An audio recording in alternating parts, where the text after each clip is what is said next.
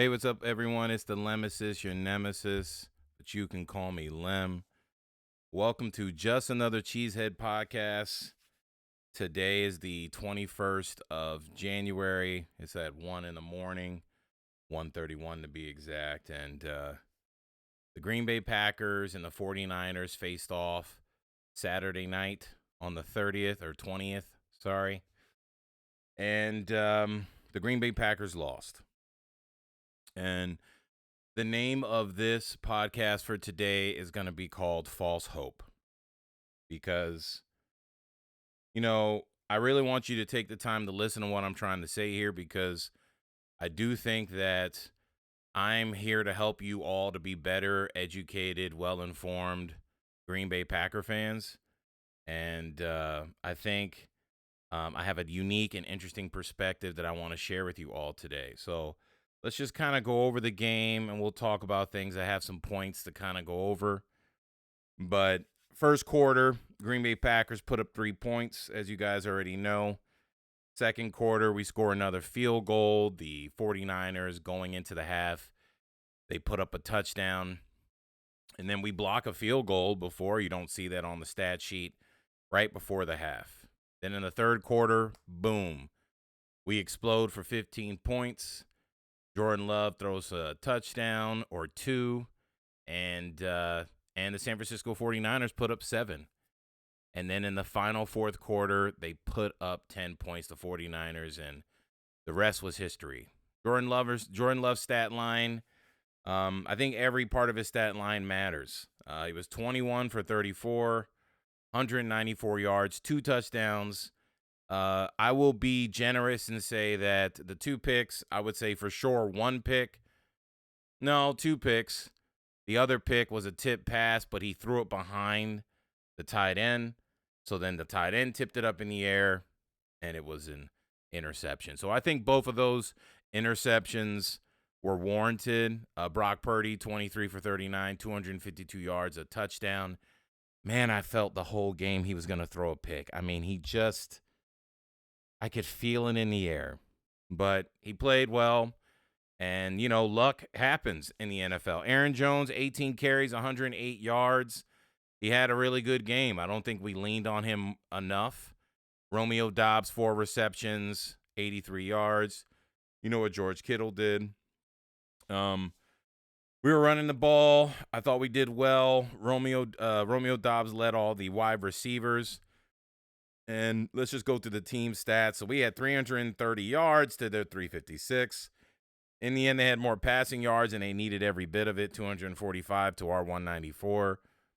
Rushing yards, we actually tipped the scales. We were able to get over, I believe, 150 yards in the whole game, I believe. Well, maybe we had some lost yards, so we're at 136, what I have on the screen here.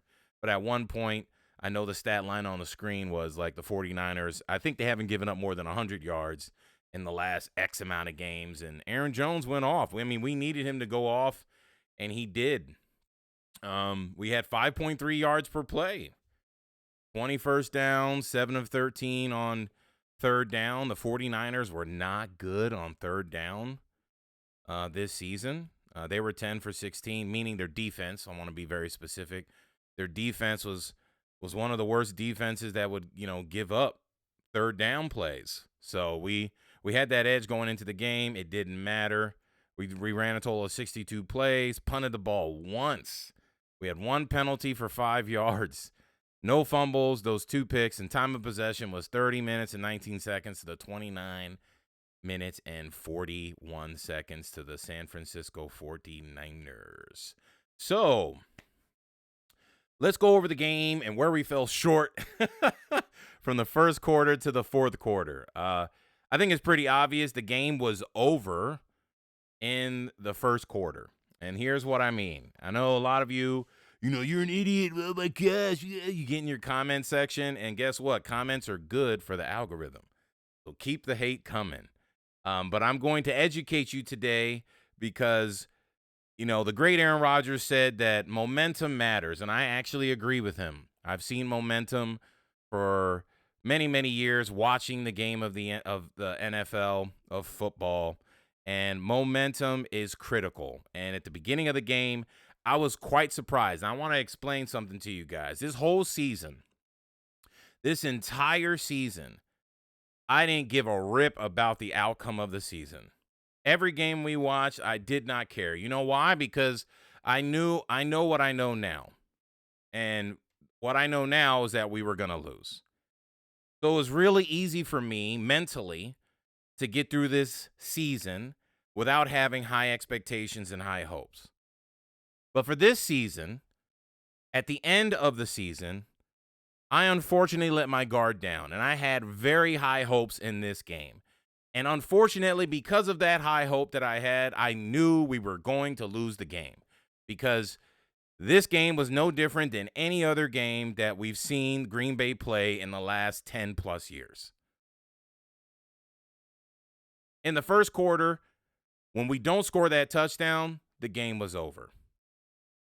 In the first quarter, when we had the opportunity to go up 6 points and it would be 6-0, and Jordan Love does get the first down, he does cross the first down line, and the ref, for some reason, they're rigged. I have no idea, but I thought it was absolutely ridiculous.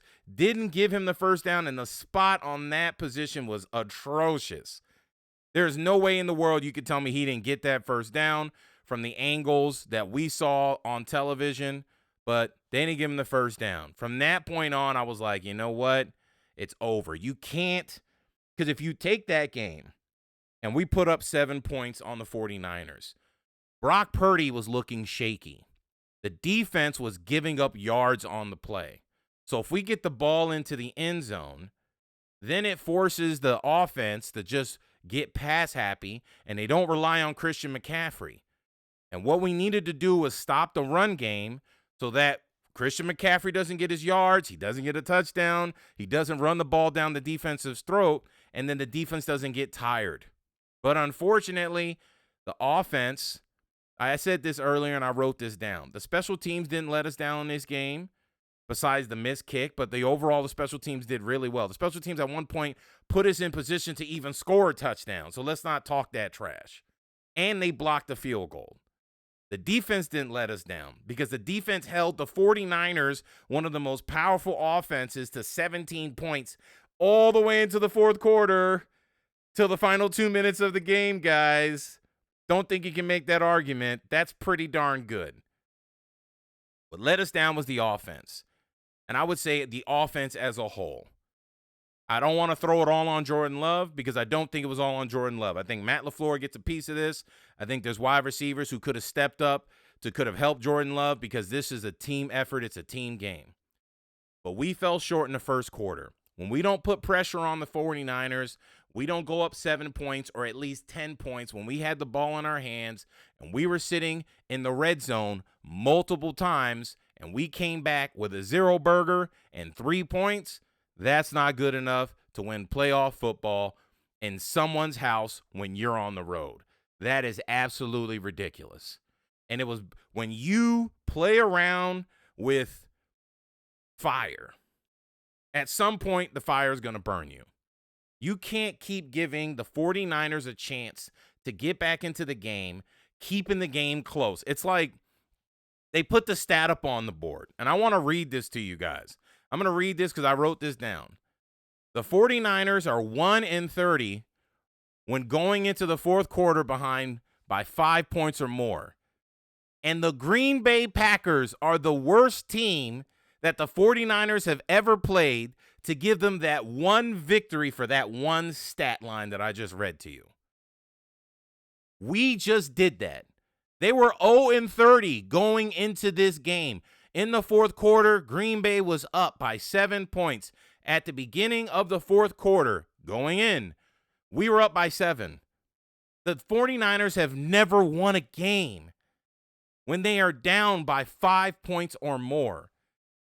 And they just got their first victory out of 31 games against the Green Bay Packers. Did you hear that? So all those fans who hated on me when they heard me and they lashed out at me, or you just, you didn't even write in the comments. You were like, you talked to your wife earlier today. And you're like, man, I heard this stupid ass dude on YouTube, and he was talking shit about the Packers. No, you got to take that back. Tell your wife, no, that guy's a genius. He's smart. He knows what he's talking about. Yeah, he's the nemesis, your nemesis. He pisses you off. He makes you mad, but he's my nemesis, and he's right the majority of the time, and I'm going to listen to him so I can educate myself and become a better Packer fan, because that's what I'm here for. I'm an owner. I'm dedicated, way more dedicated than a lot of you who don't own a part of the Packers. Yeah, it's just a piece of paper, but I freaking love this team. I love this team. I'm over here having my heart pound, checking my blood pressure, making sure, man, I'm going to be okay. I literally was so hyped for this game. We had such an opportunity, and even though we let the game slip through our fingers in the first quarter, we still had a chance to win the game when it was all said and done. And you guys all saw what happened. So that leads me to my next point. I'm not entirely wrong about Jordan Love. Yes, I said it. I said it before, and I'll say it again. I told you guys on previous episodes, I have the right to retract everything that I said because I'm not a believer. So here's what I'm going to say. The thing that I'm wrong about was I thought this kid would, I don't know if I could say he would be a bust, but I don't think I ever said he was a bust. I know the way I criticize, I could be very, very critical, but I wanted to be very specific. To me, if you're not a Hall of Fame quarterback, you're a bust. You're useless to me. I don't want Kirk Cousins.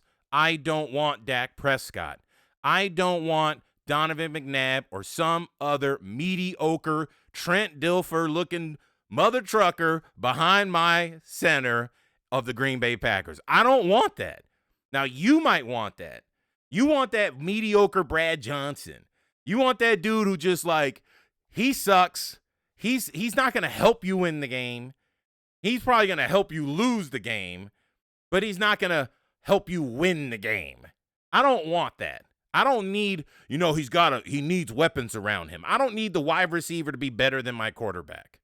No, my quarterback should be the best player on the field. That's why he gets paid the most money. Period. So I'm not entirely wrong about Jordan Love. I don't think he's going to ever be that guy because this was a game where he could have done that. And don't try to give me he's young. He's been in the season. He's been in his career. He's been on that team for 4 years. This is his 4th year. C.J. Stroud is in the playoffs. He won his first playoff game. Jordan Love is in the playoff after 4 years. He won his first playoff game. I don't want to get this rookie excuse. We're going to get to that rookie nonsense as well very, very soon. So what I said to you guys from the very beginning is that you expect me to believe that this Green Bay team is going to do better than any previous Green Bay team before. When before, we had 2 Hall of Famers, one by the name of Brett Favre and one by the name of Aaron Rodgers. And we're not going as far back as Bart Starr because none of us were probably alive back then. Maybe a few of us who's still listening, and if you are, I greatly appreciate it because your maturity is outstanding, and I hope you keep going. But you're telling me that this kid, do you expect him to be as good as Brett Favre or better than Brett Favre? Because I already know Aaron Rodgers is better than Brett Favre. So Aaron Rodgers is better than Brett Favre, and when Aaron Rodgers got into position, there was no way I thought this kid was going to do anything like that. And then I saw the standard that Aaron Rodgers set. And the bar he set was so high, it is laughable to think that there's like a plethora of people who are going to come into the league and perform at his level, if not better. So he's got statistics going against him. So then you take that almost the exact same team, the exact same defense, and let's not forget, Brian Gutekunst got rid of Rasul Douglas. Don't you think Rasul Douglas would have done great in this game? Maybe instead of Savage, Rasul Douglas is the one who catches the interception and maybe runs it back for a pick 6, and we're having a totally different conversation. But we want to trust in good old Brian Gutekunst to be the idiot that he is, to get rid of Rasul Douglas. because that's what we want to do. Every year, we want to handicap our team just to see if we can ride the backs of these young men to go down the field and score every single season just to get as close as we can to winning a championship, but not actually winning a damn thing.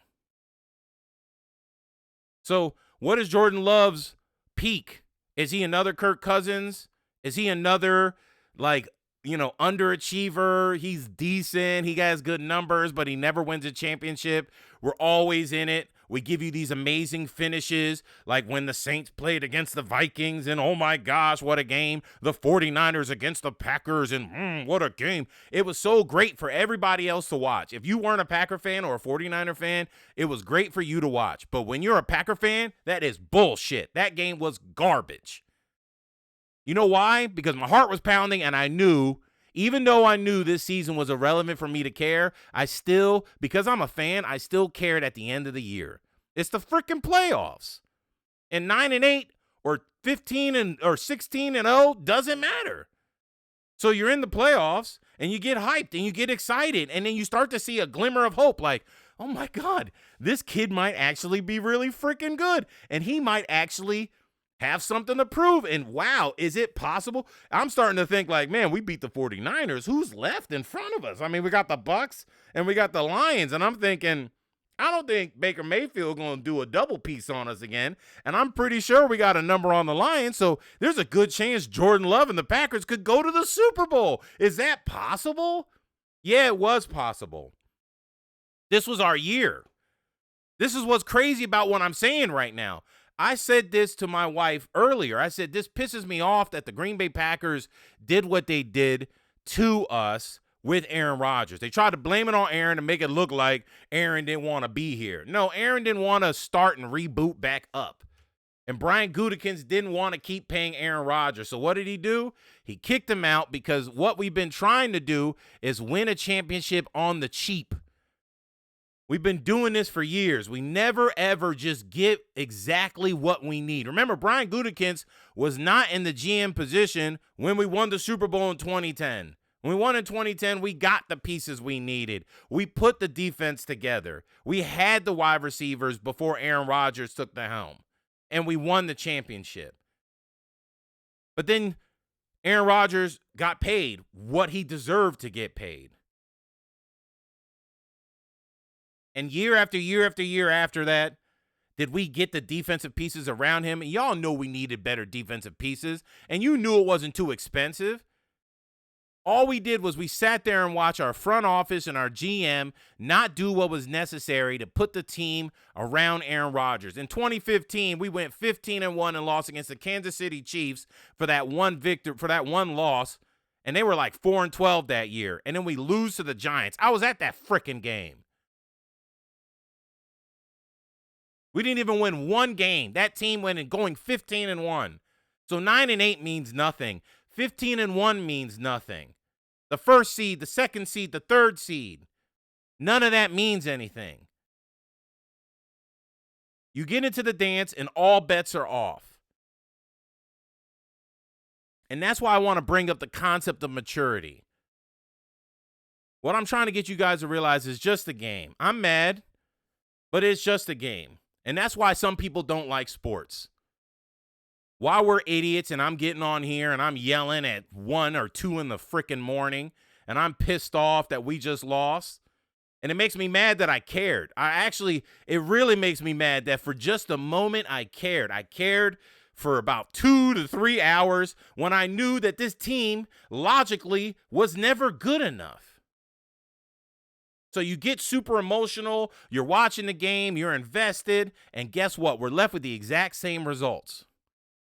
We keep giving the same freaking job to Brian Gutekunst and Matt LaFleur. They're the same person. And all they do is they use slightly different resources.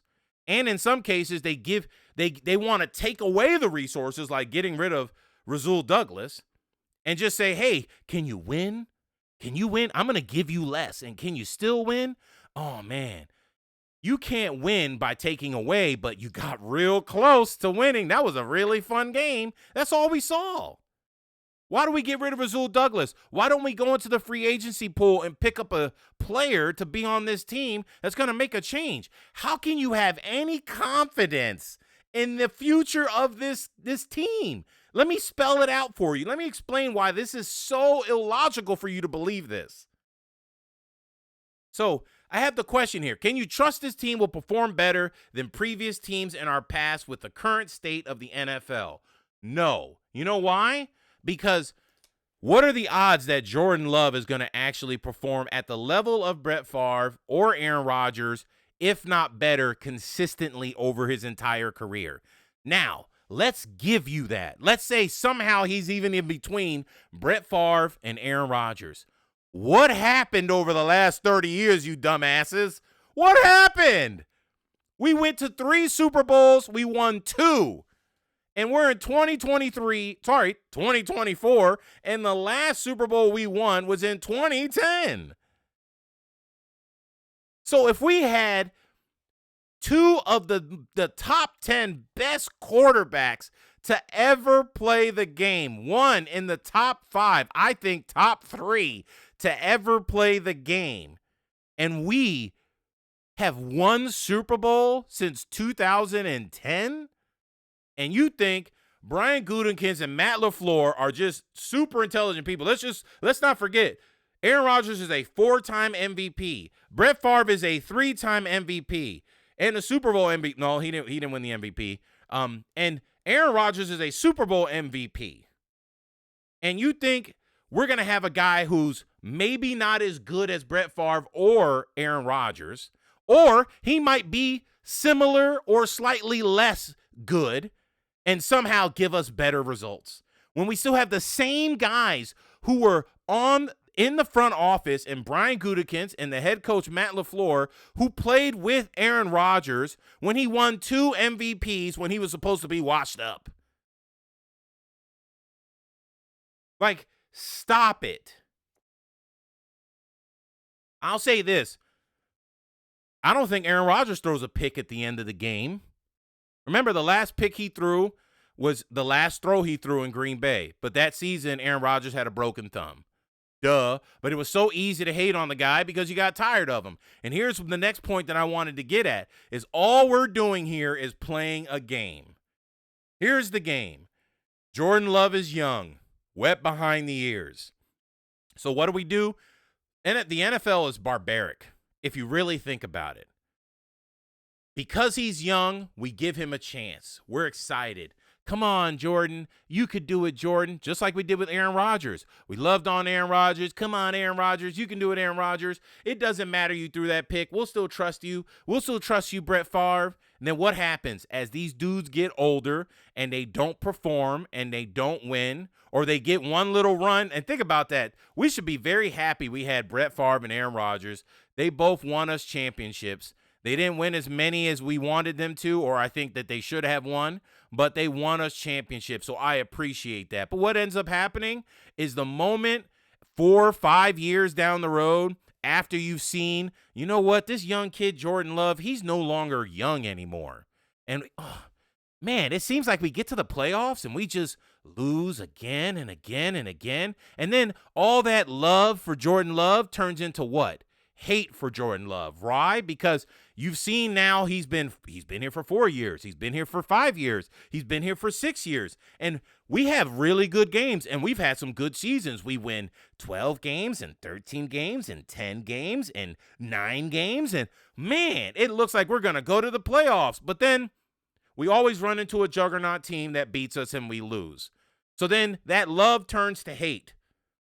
When Jordan Love is going out there doing everything he possibly can do, just like Brett Favre did, just like Aaron Rodgers did, but now let's think about it. The only thing Brett Favre ever did that was terrible was send dick pics, right? He was sending dick pics to some girl when he was with the Jets, but everybody loved Brett Favre. But then later in his career, because he couldn't make up his mind whether he wanted to retire or not, God forbid, he thought about his family and he thought about his future and that he didn't rush to make a decision. And everybody got so mad. Everybody? No, not Lem. But everybody else got so mad at this guy for not being decisive. We started to turn on him. We call him a diva. We make up all this garbage. Same thing with Aaron Rodgers. He has the right to his own freaking opinion. Do I agree with him on everything he's doing? The ayahuasca stuff? We're not going to get into COVID because we're on YouTube. But, like, this guy he's sharing whatever he believes. Who cares? These dudes throw a football for a living. At one point, Brett Favre got accused of stealing money from, like, the local school team. I don't believe he actually did it, but he got accused of it. So it's like, stop it. These guys just play a game, and what did they do? They succeeded amazingly on the field for us. We supported them until we got bored of them. So what is that like? What does that remind you of? The Gladiators. It's like we sit up there, and we watch these guys put their life on the line. Now, they make millions of dollars. I'm not trying to make you feel sorry for these players, but it's barbaric. Because right now we love Jordan Love, and I can promise you, 8 years down the road, 9 years down the road, if this kid doesn't perform or do like I think he's not going to do, what are you going to do? You're going to go from love to hate. I could just see the bulletin material. I could see Colin Cowherd and ESPN and all these other people saying the things that they say, and they dog this kid. And then they're gonna bring up Aaron Rodgers again. So was Jordan Love truly the successor to Aaron Rodgers? It's been 10 years, and he hasn't won anything. He's got some good numbers. He's got some good games. He may have played in a couple championship games, but we have a different quarterback with similar results. That's what's going to happen. And then all of you are going to turn from love to hate, and you're going to hate on the kid.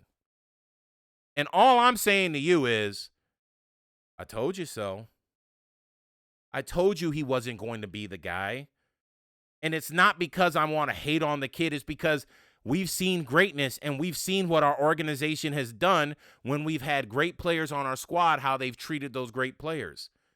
And if those great players are coming out in public and telling you the organization doesn't treat the players of old properly, then you need to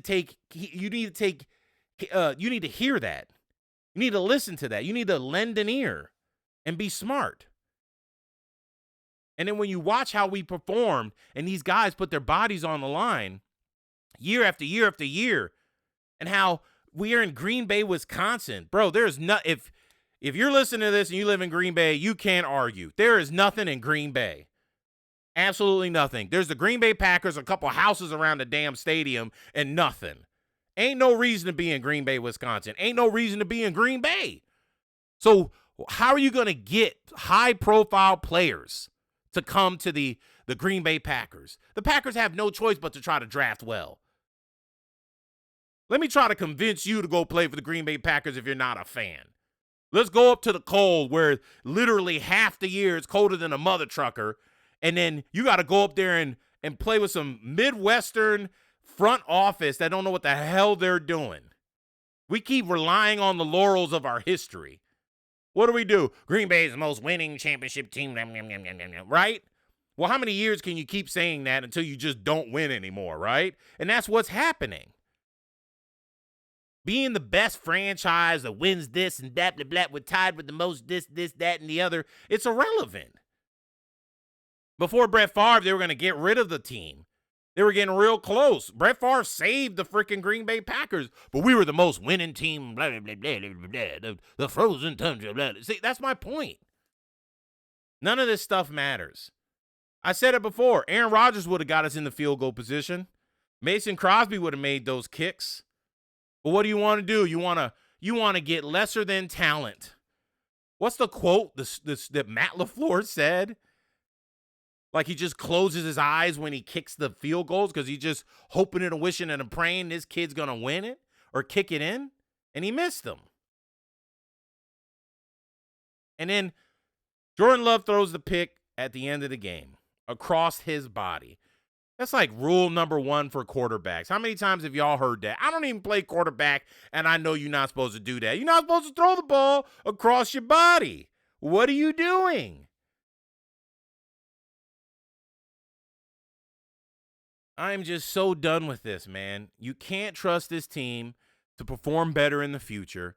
All we're seeing is, here's the best case scenario. And then to me, this isn't good enough. And maybe I'm spoiled because of Tom Brady, but I mean, kind of am, because we had Aaron Rodgers and Brett Favre, and I feel like if Tom Brady by himself can win 6 championships with the Patriots, with Brett Favre and Aaron Rodgers, we should at least have like 4 or 5 championships, or 3 at the least, and we only got 2. That's insane. So I'm just trying to tell you guys right now, let's not crucify this kid, because here's what's going to happen. He's going to get his money. And what do? We always pocket watch people. You're going to count his checks. And then now he's a young kid. You're going to feel good for him because he finally gets paid. And you're like, yay, Jordan Love, you made your money. Now that you've made your money, we're really going to hate on you if you mess up. Because now that you're rich, it's real easy to ridicule rich people, right? That's the unknown rule that fans have, that the more money you make, the easier it is to ridicule you. You don't have a personality. You don't have an ego. You don't have a brain. You're not a human being. You don't have emotions. Let me just attack you. Elon Musk, oh, come right down, because you have the most money in the world. We're going to ridicule you. We're going to talk shit about you. We're going to be the meanest to you. And that's what we're going to do to Jordan Love. So now if Jordan Love F's up next year, hey, dog, you getting 15, 20 million a year. What are you doing? 3rd year, 4th year. Bro, I'm tired of seeing this fool throw picks. Don't matter how many stats he has. Aaron Rodgers has the best touchdown interception ratio. Aaron Rodgers has one of the highest passer rating in a regular season, period. He's a Super Bowl champion, a Super Bowl MVP. Y'all remember the time when it was just hard to win one motherfucking championship? Y'all remember that? When it was Dan Marino, who ain't never won anything, but then as soon as Tom Brady come around, this dude gets 7. Now you're an idiot if you can't get more than 2. If you can't get the same amount of Super Bowls that Eli Manning has, then you're a dud. Bro, it's hard to win a championship. Then this kid, Jordan Love, now it's 4 or 5 years now. You haven't won anything. What are you doing here? And then we're going to hate on him. Well, Jordan Love, instead of hating on you in the next 4 or 5 years, I might as well just hate on you now. And you know what I mean if you're listening to this. I'm joking. My whole point is I'm not going to set the expectations that high right now, because we can see the logical pattern. So what I think we should sit down and just expect here moving forward is just, we're going to be in some games. And maybe we get lucky. Maybe we get to an NFC championship game. Maybe we get to a Super Bowl and we lose. But then in the end, we're not going to consistently win the way you want us to win.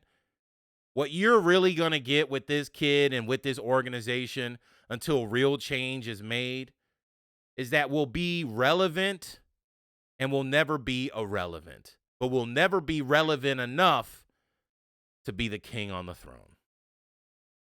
And that is the definition of false hope. That brings this whole conversation full circle.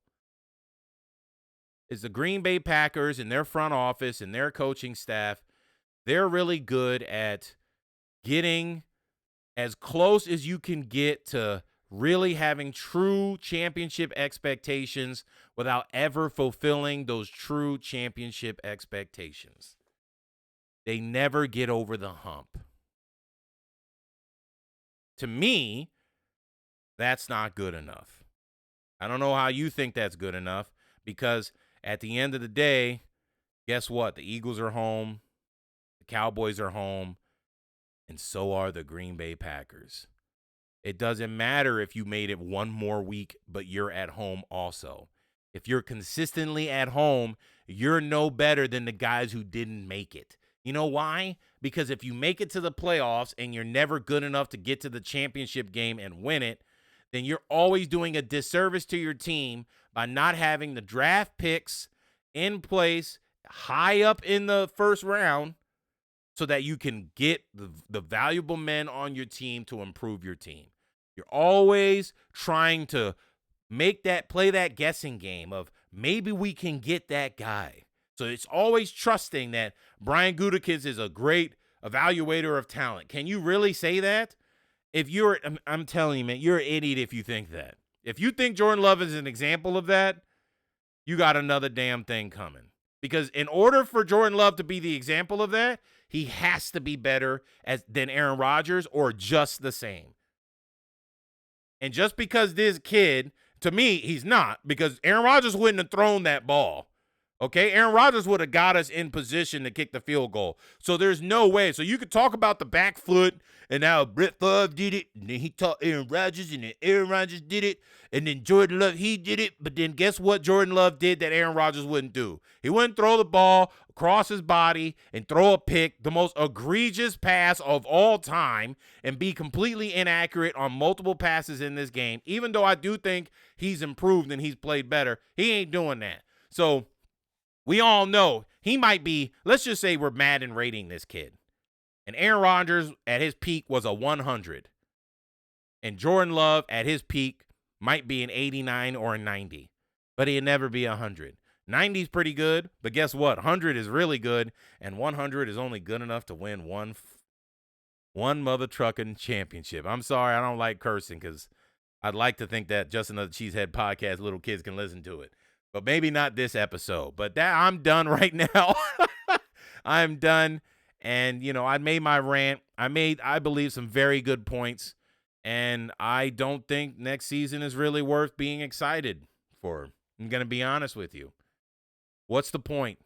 Remember when Aaron Rodgers said, we got to have one of these at our place? Remember that? What was one of these? NFC Championship games. What happened? We had one of those NFC Championship games at our place. You remember? Tom Brady came into town with the Tampa Bay Bucks.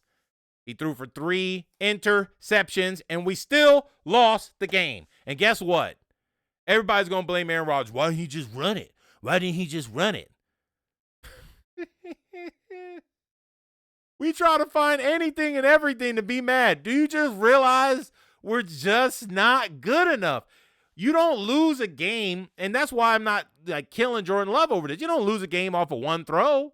That one pick Jordan Love threw didn't lose us the game. I told you, we lost the game at the beginning. In the first quarter, when we didn't put up touchdowns, that's where we lost. Jordan Love played well enough to not throw 2 picks in this game. But a broken clock is right twice a day. At some point, if you just keep messing around with this defense, you're going to throw some picks. And that's what happened. So, thank you for listening to my podcast. I greatly appreciate it. Like and subscribe if you're watching me on YouTube. And hit me up with a follow if you're watching me on Twitch. I'm the Lemesis. I'm your host here. And as always, man, this is just a game. I'm mad.